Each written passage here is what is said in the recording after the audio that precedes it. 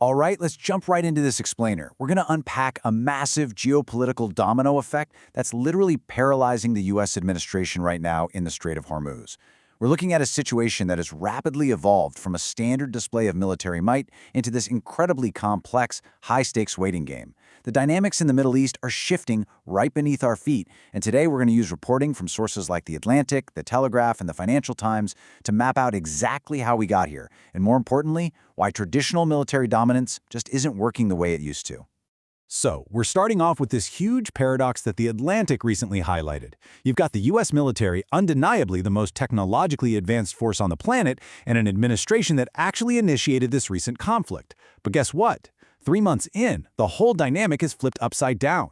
The U.S. is now effectively trapped in a waiting game, hoping for Iran to respond to peace feelers. According to the reports, the administration is sitting at the negotiating table, but the chair opposite them is completely empty. Iran is in absolutely no rush to respond, and that places immense psychological and political pressure on American leadership who, let's face it, prefer fast, decisive deal-making over an agonizing war of attrition. Which brings us to Section 1, the ultimate presidential dilemma: 3 bad choices. The Telegraph maps out this impossible corner that U.S. leadership is currently backed into. Normally, if you're a global superpower, you've got a whole menu of strong, actionable options, right? Not today. Right now, the intelligence community and political analysts suggest there is literally no winning move. The administration essentially faces 3 really tough choices. They can negotiate and concede, they can declare an all-out war, or they can do absolutely nothing and just walk away.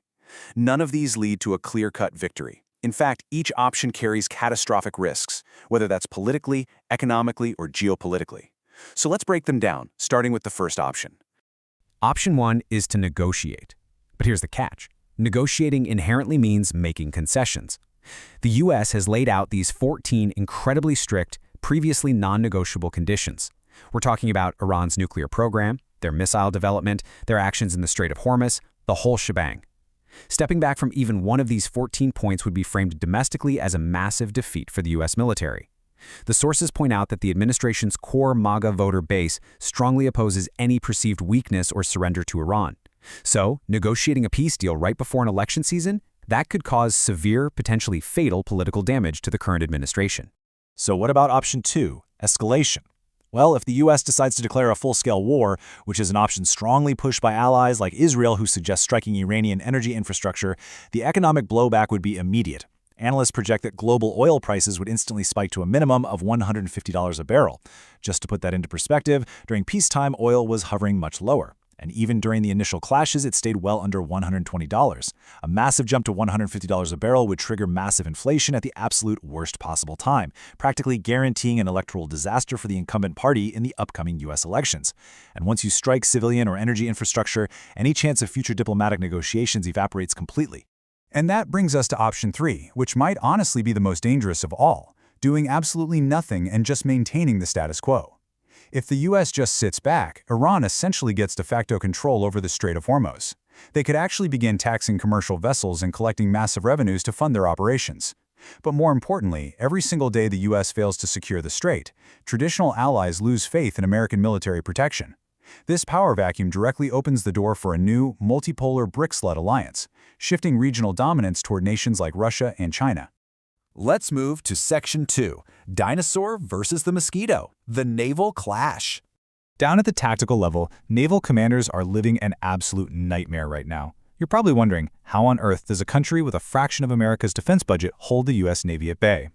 Well, it's a total mismatch in military doctrine. The Financial Times perfectly describes this as a dinosaur versus the mosquito dynamic. On the left side, you have the U.S. Navy. Massive, multi-billion-dollar aircraft carriers and destroyers.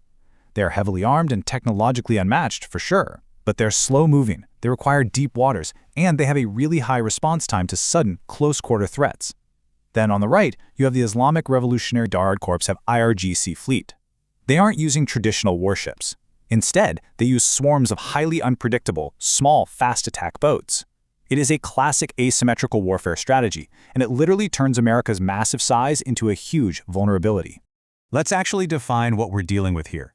The Mosquito fleet is a literal swarm of these armored, fast-attack IRGC boats. Sure, the US military has proven it can easily shoot down incoming missiles or high-altitude drones, no problem. But this Mosquito fleet completely neutralizes America's technological edge. Why? Because according to military analysts, these boats are virtually untrackable before they actually hit the water. The US doesn't know where they're going to emerge from, and once they're deployed, they're incredibly fast. They can launch drones, lay sea mines, or execute hit-and-run attacks on commercial shipping, challenging the US blockade and causing massive damage before those giant US destroyers can even pivot to respond. This takes us to Section 3. Division versus IRGC boldness, the internal struggle. Fareed Zakaria over at the Washington Post has this brilliant analogy. He compares this whole conflict to a really dangerous mountain car race. He points out that the race between America and Iran right now relies on boldness and heart, not just speed and technology. Think about it like this. America is driving the absolute fastest, most expensive sports car on the market, but they are terrified of scratching the paint. They've got a booming economy, global standing, and massive elections to worry about. Iran, on the other hand, has an economy crippled by sanctions and a population under immense pressure. They essentially have nothing left to lose. Because of that, Iran is perfectly willing to take the dangerous mountain curves at full speed. They are willing to gamble, and that sheer audacity is totally catching the US off guard. Because, wars aren't just won with ships out on the water. They're won with decisive leadership. And this stark naval reality is exposing some really deep, critical fractures back in the capital cities. Over on the US side, the administration is reportedly paralyzed by division. You have conflicting advice coming from top political figures like J.D. Vance, clashing directly with the Secretary of Defense. The Pentagon itself is divided on whether to escalate or retreat, which leads to a really slow, overly cautious decision-making process. Meanwhile, over in Iran, despite massive internal political struggles and reports that the supreme leader's successor has been severely injured, the actual military command is highly consolidated. President Pezeshkian is pushing for political unity, but on the ground, the IRGC has seized total control of the military strategy. They aren't sitting around debating, they are taking bold, unified, and aggressive actions. Moving to Section 4, closing the Gulf airspace. Allies step back. This prolonged standoff has completely shattered the traditional alliances we're used to seeing in the Middle East. For decades, the U.S. operated under the assumption that Gulf nations would just blindly support its military endeavors against Iran, right? But we are witnessing a geopolitical domino effect that nobody saw coming. Fearing that a catastrophic regional war will completely destroy their own economies, key Gulf nations are actively stepping back. In a totally unprecedented move, Saudi Arabia closed its airspace to the U.S. military for offensive operations. And then, shortly after, Kuwait officially followed suit. Their goal here is crystal clear. They're intentionally restricting American military capabilities to prevent the U.S. from launching a new war. Instead of offering military bases for strikes, nations like Qatar are actively stepping in to mediate a ceasefire. The region is essentially forcing diplomacy over destruction. Here's Section 5. Enter Russia and China, the diplomatic twist. It's a classic rule of geopolitics. Whenever American influence wanes, a power vacuum opens up. And right now, that vacuum is being immediately filled by America's biggest global rivals. Look at this stark contrast between the traditional Gulf strategy and what's happening currently. The traditional play was to rely exclusively on U.S. military protection, support U.S. sanctions, and just accept a unipolar U.S.-led Middle East. But currently, they're blocking U.S. military access to their airspace, and it goes even deeper than that. The sources note that the Saudi foreign minister recently reached out to Russian foreign minister Sergei Lavrov, as well as officials in China. Why? They explicitly requested their intervention to pressure Iran into a deal. The Gulf states are actively fostering a multipolar diplomatic approach. They are bringing Russia and China to the table to act as primary power brokers in a region that America used to completely monopolize.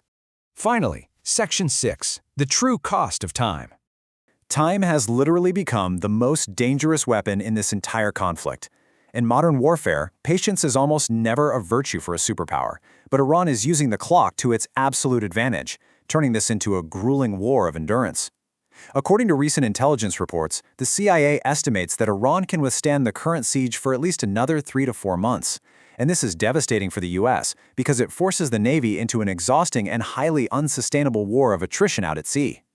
Just recently, U.S. fighter jets had to scramble to strike 3 Iranian oil tankers that were attempting to break the blockade. This constant state of high alert, intercepting small boats and enforcing blockades, is totally burning out American sailors and depleting massive amounts of resources. Every single week that passes without a resolution just strengthens Iran's negotiating position and cranks up the political pressure on the U.S. administration. The waiting game heavily favors Tehran. Which brings me to the ultimate question I want to leave you with today. Think about this. If a low-budget mosquito fleet of speedboats can effectively paralyze the greatest navy in the world, if it can force the U.S. into an unwinnable geopolitical trap, and actively empower rivals like Russia and China to take the diplomatic reins, is the era of unquestioned American dominance in the Middle East officially over? This standoff isn't just about the Strait of Hormuz anymore. It's a live demonstration of how the rules of global power are being permanently rewritten. Thank you so much for joining me for this explainer, and I'll catch you on the next one.